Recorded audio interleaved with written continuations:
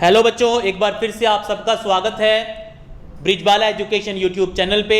ये part 2 video है class 8 DAV के एसएसटी चैप्टर मैन्युफैक्चरिंग इंडस्ट्रीज का। अगर आपने पार्ट 1 नहीं देखा है तो उसका लिंक आपको वीडियो डिस्क्रिप्शन में मिल जाएगा। तो चलिए स्टूडेंट शुरू करते हैं हमारा part 2 video. Tata iron and steel company TISCO Jamshedpur. TISCO steel plant को जमशेदपुर में लगाया गया था आज से लगभग 100 साल पहले, और इसको लगाने वाले थे सर जमशेद जी टाटा। ये बहुत ही ज़बरदस्त शुरुआत थी क्योंकि जमशेद जी नुसरवंजी टाटा के नाम पे उस सिटी का नाम ही जमशेदपुर रख दिया गया। ये सिंहभूम डिस्ट्रिक्ट झारखंड स्टेट में आता है और उस जगह का नाम ही जमशेदपुर रख दिया गया जमशेद जी नुसरवंजी टाटा के नाम पे। यहाँ ये जो सिटी है, यहाँ पे बहुत एडवांटेजियस लोकेशन है क्योंकि यहाँ पे डालमा हिल्स पास हैं, छोटा नागपुर प्लेट्यू की डालमा हिल्स पास है, सुब्रनरेखा और खारकाई रिवर्स भी यहाँ पे पास हैं, इसीलिए यहाँ पे पानी की कमी नहीं होती है आयरन एंड स्टील प्लांट के लिए। दूसरा, जमशेदपुर के आसपास के इलाकों में मिनरल्स काफ़ी अमाउंट में मिलते हैं, जैसे कोकिंग कोल आता है झाड़िया से, आयरन ओर भी वहीं से आता है, आयरन ओर, लाइमस्टोन और मैंगनीज आता है जमडोबा, नवमंडी और वेस्ट बोकारो से। यहाँ पे जमशेदपुर में खुद का एक थर्मल इलेक्ट्रिसिटी प्लांट भी है। यहाँ पे रेल नेटवर्क बहुत अच्छा है। कोलकाता पोर्ट, कोलकाता बंदरगाह यहाँ से काफ़ी पास है।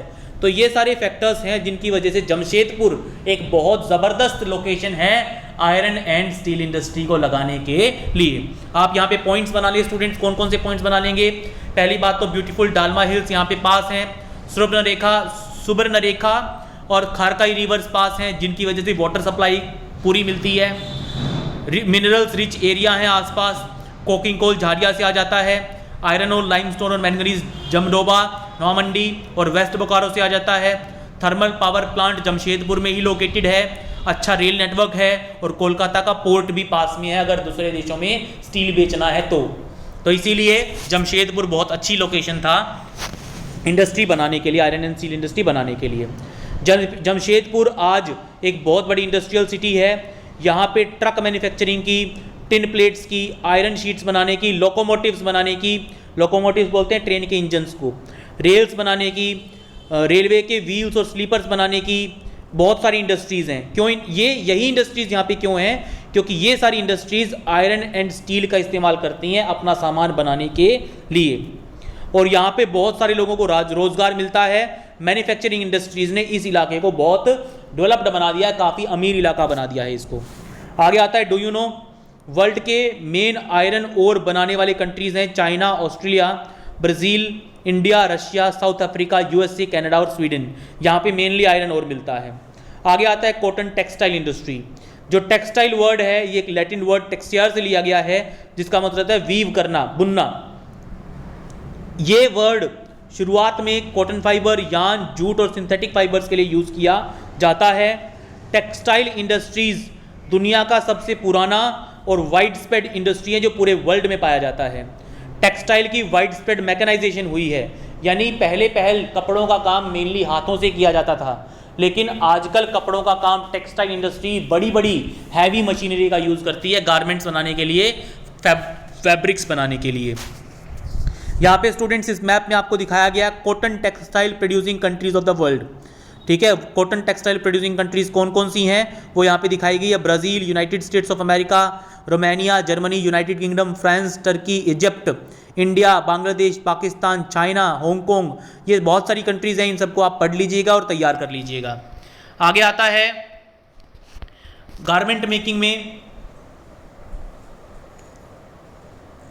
टेक्सटाइल इंडस्ट्रीज जो होती हैं इनकी वाइड स्प्रेड मैकेनाइजेशन हुई है, यानी मशीन्स का इस्तेमाल किया जा रहा है इनका।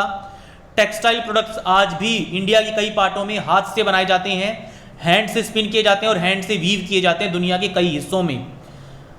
Most modern mechanised textile industry पहले ब्रिटेन में लगी थी, यानी सबसे पहले बड़ी बड़ी मशीनें जो बनाई गई थी टेक्सटाइल इंडस्ट्रीज के लिए वो ब्रिटेन में बनाई गई थी। बाद में ये मशीनें China, Europe, India, Korea, Thailand, United states और बाकी वर्ल्ड में भी फैलने लगी, बनने लगी। टेक्सटाइल इंडस्ट्रीज जो हैं वर्ल्ड में वो वहाँ पे लोकेटेड है जहाँ पे लेबर आसानी से मिल जाती है और इलेक्ट्रिसिटी यानी पावर की कोई कमी नहीं है। ग्लोबल लेवल पे देखें तो Bangladesh, China, India, Japan, Korea, Thailand, United kingdom, United states और यूरोप की बहुत सारी कंट्रीज टेक्सटाइल प्रोडक्ट्स को बनाने के लिए जानी जाती हैं और ये अपना सामान दूसरे देशों में एक्सपोर्ट करती हैं। इंडिया में कॉटन टेक्सटाइल के कपड़े का काम करना बहुत पुराना ट्रेडिशन है। हम ब्रिटिश इंडिया से भी पहले टाइम से कॉटन टेक्सटाइल्स पे काम करते आए हैं। हैंड वीवन क्लॉथ्स, हमारे यहाँ का हाथ से बुना हुआ कपड़ा इंडस वैली सिविलाइजेशन के दौरान भी बुना जाता था। आज कॉटन टेक्सटाइल इंडस्ट्री इंडिया की सबसे बड़ी इंडस्ट्री है।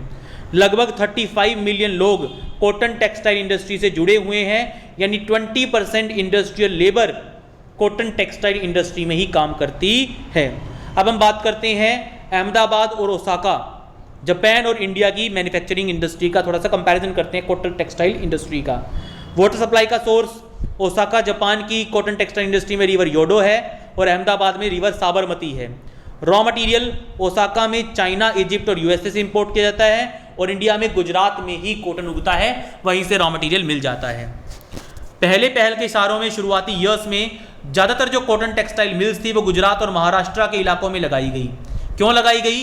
कॉटन अवेलेबल थी वहाँ पे, वहाँ का क्लाइमेट ह्यूमिड होता है जो अच्छा होता है, बड़ी बड़ी मार्केट्स पास हैं वहाँ पे, मीन्स ऑफ ट्रांसपोर्ट वहाँ पे मिल जाते हैं माल को लाने और ले जाने के लिए, जिसकी वजह से आज जो ये इंडस्ट्री है वो लगभग 80 टाउन्स और सिटीज़ में फैल चुकी है।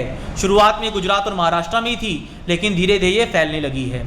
कुछ इंपॉर्टेंट कॉटन टेक्सटाइल सेंटर्स हैं इंडिया में, अहमदाबाद, सूरत और वडोदरा गुजरात में, ग्वालियर, इंदौर और उज्जैन मध्य प्रदेश में, मुंबई, पुणे और शोलापुर महाराष्ट्र में, चेन्नई, कोयम्बटूर और मदुरई तमिलनाडु में, आगरा, कानपुर, मोदीनगर और मुरादाबाद उत्तर प्रदेश में, हावड़ा और मुर्शिदाबाद वेस्ट बंगाल में। ये मेजर कॉटन टेक्सटाइल सेंटर्स हैं इंडिया में। आगे आता है cotton textile industry Ahmedabad. Gujarat सबसे बड़े इंडस्ट्रियल स्टेट में से है इंडिया के। यहाँ पे टेक्सटाइल इंडस्ट्री मेनली लोकेटेड है और इस स्टेट की इंडस्ट्रियलाइजेशन का बहुत बड़ा जो योगदान है वो कॉटन टेक्सटाइल इंडस्ट्रीज का है। यहाँ इस स्टेट में, गुजरात में, power loom, spinning, weaving, silk dyeing mills पूरे गुजरात में दूर दूर तक फैली हुई हैं। बात करते हैं अहमदाबाद की, इसके ऊपर क्वेश्चन स्टूडेंट्स पेपर में आ चुका है जो अब मैं पढ़ाने जा रहा हूँ। अहमदाबाद को मैनचेस्टर ऑफ इंडिया कहा जाता है क्योंकि अहमदाबाद में बहुत सारी कॉटन टेक्सटाइल मिल्स हैं। मुंबई के बाद सबसे दूसरा टेक्सटाइल इंडस्ट्रियल सेंटर अहमदाबाद ही है। अब क्या रीजंस हैं अहमदाबाद के इतना अच्छा टेक्सटाइल सेंटर होने के? पहली बात तो ये साबरमती रिवर के किनारे पे बसा हुआ है। कॉटन ग्रोइंग बेल्ट इस इंडस्ट्री के बिल्कुल आसपास है, तो लोकली इसको रॉ मटेरियल मिल जाता है। यहाँ पे वार्म एंड ह्यूमिड क्लाइमेट है जो कि स्पिनिंग और वीविंग के लिए बहुत अच्छा है। यहाँ पे एक बहुत बड़ी लोकल मार्केट है जहाँ पे स्किल्ड और अनस्किल्ड लेबर दोनों आसानी से मिल जाती हैं। ठीक है, तो ये बहुत सारे, कांडला सी पोर्ट यहाँ से काफ़ी नज़दीक है, इसी वजह से यहाँ पे बहुत सारे टेक्सटाइल मिल्स लगे हुए हैं। इस सिटी में 60 से ज़्यादा मिल्स लगे हुए थे जिनको सुपीरियर टेक्सटाइल क्वालिटी के लिए जाना जाता है, लेकिन आजकल इन मिल्स में से बहुत सारे मिल्स बंद होने के कगार पे हैं।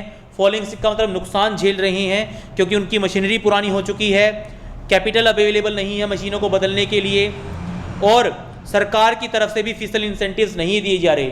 सरकार की तरफ से भी इन टेक्सटाइल इंडस्ट्रीज की मदद के लिए कोई हाथ आगे नहीं बढ़ाया जा रहा। आगे आता है इंफॉर्मेशन टेक्नोलॉजी। देखिए, कम्युनिकेशन सिस्टम्स में, टेलीफोन्स में, टेलीग्राफ में, रेडियो, फैक्स और कंप्यूटर्स में जो दुनिया के लोगों को आपस में जोड़ते हैं, कम्युनिकेशन में हेल्प करते हैं, उनमें भी काफ़ी रैपिड डेवलपमेंट हुआ है पिछले कुछ सालों में, जिसकी वजह से इंफॉर्मेशन का एक्सचेंज काफ़ी फास्ट और रेवोल्यूशनाइज हो गया है पूरी दुनिया में। हम कंप्यूटर्स में और कंप्यूटर के इलेक्ट्रॉनिक इक्विपमेंट्स में अपनी इंफॉर्मेशन स्टोर कर सकते हैं और बिना टाइम लगाए उसको निकाल भी सकते हैं। आजकल तो मोबाइल्स में भी 256 GB, 512 GB तक की मेमोरी मिल जाती है आसानी से। जो पूरा सिस्टम है कंप्यूटर से जुड़ा हुआ, इलेक्ट्रॉनिक डिवाइसेस से जुड़ा हुआ, इसको इंफॉर्मेशन टेक्नोलॉजी कहा जाता है।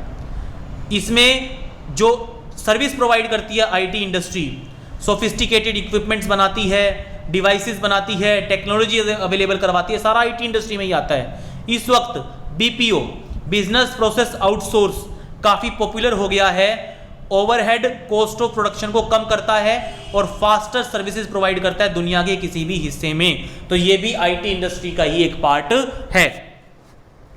आगे आता है जो आईटी सर्विसेज की हिस्ट्री है वो शुरू हुई थी डिजिटल इलेक्ट्रॉनिक कंप्यूटर की मैन्युफैक्चरिंग से, जो कि यूएसए में 1946 में बनाया था सेना के लिए, डिफेंस पर्पसेस के लिए। इसी वजह से आईटी इंडस्ट्री ने ही सेमीकंडक्टर चिप्स का आविष्कार किया। बाद में इन्हीं चिप्स का इस्तेमाल टेलीकम्युनिकेशन इक्विपमेंट्स में किया जाने लगा, कंप्यूटर्स में इस्तेमाल किया जाने लगा और आईटी सेक्टर में एक बहुत बड़ा बूम आया, एक बहुत बड़ा उछाल आया। सेमीकंडक्टर क्या होता है? सेमीकंडक्टर एक सॉलिड स्टेट डिवाइस होता है जो इलेक्ट्रिसिटी के फ्लो को रेगुलेट करके इलेक्ट्रिकल सिग्नल्स को बूस्ट करता है, बढ़ाता है। कंप्यूटर्स के अंदर बहुत सारी सेमीकंडक्टर चिप्स होती हैं जो इंफॉर्मेशन को प्रोसेस करती हैं, स्टोर करती हैं और डिसिमिनेट करती हैं, जब भी हमें चाहिए होती हैं तब हमें रिट्रीव करके देती हैं। तो आईटी टेक्नोलॉजी में ये सब काम होता है। इंडिया में आईटी इंडस्ट्री की शुरुआत 1984 के आसपास हुई थी। उस वक्त इंडिया में डिजिटल माइक्रो इलेक्ट्रॉनिक डिवाइसेस बिकने शुरू हो गए थे, बनने शुरू हो गए थे, जिसकी वजह से देश में टेली कम्युनिकेशन सिस्टम काफ़ी ज़्यादा डेवलप हुआ और पिछले 20 सालों में तो बहुत ज़बरदस्त इम्प्रूवमेंट आया है आईटी सेक्टर में। आज इंडिया इतना बढ़ चुका है इस आईटी इंडस्ट्री में कि इंडिया के इलेक्ट्रॉनिक गुड्स आज दूसरे देशों में एक्सपोर्ट किए जाते हैं मिलियंस ऑफ डॉलर्स में। ये इंडस्ट्री इतनी फास्टली ग्रो कर रही है कि ये 10 मिलियन लोगों को रोजगार दे रही है। 10 मिलियन लोग आईटी इंडस्ट्री में काम कर रहे हैं।